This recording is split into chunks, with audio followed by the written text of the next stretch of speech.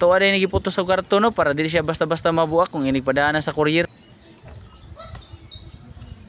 Karong adlaw mga idol, nagrasyahan na pud taog na pud tayo mga orders sa atong Azolla. Orders na to no bound to Usamis, Iligan, CDO ug sa Negros Occidental ug napud tayo sa Cebu City. Salamat kayo mga idol no sa pag-order diri sa atong Azolla. Ug para sa mga katong gusto pa mag-order sa atong Azolla, pwede ra mo message sa mga idol.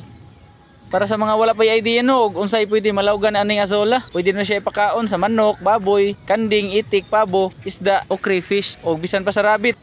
Balikan ning per tab nga atong gibaligya diri mga idol no nga inyong paliton. Mo ni ang inyong padaghanon, bali mo ni i-culture ninyo ug once sa managhan pwede na puno maka-harvest. Nakanindot mo gud pud aning Azolla, dili lang kay para lang makatipid ka kun dili taas po kay ning sustansya nga kinahanglan sa atong mga alagang hayop. Kay taas kini siya sa crude protein, amino acids, mga vitamins and minerals nga gikinahanglan nila. O para dai sa mga katunang-utana o kung saan pag-culture o pagbuhi sa Azolla, nara ko'y videos diya mga idol, pwede ra ninyo lantawon. Ug ang kaning gihimo nako nga paan mga idol, katuning ready-made na daan nga trapal. Nakagood tingan niya, good for outdoor ug dili siya basta-basta mag-crack, di prehatong sakulin lang nga trapal. Sa mga gusto mag-check out, nara sa Yellow Basket mga idol.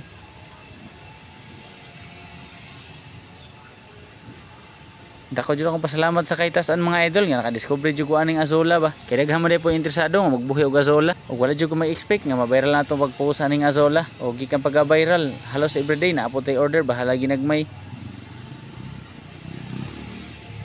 Ato ada ni iputos og karton no para dili siya dali mabuak kung ato na i-send dito sa courier.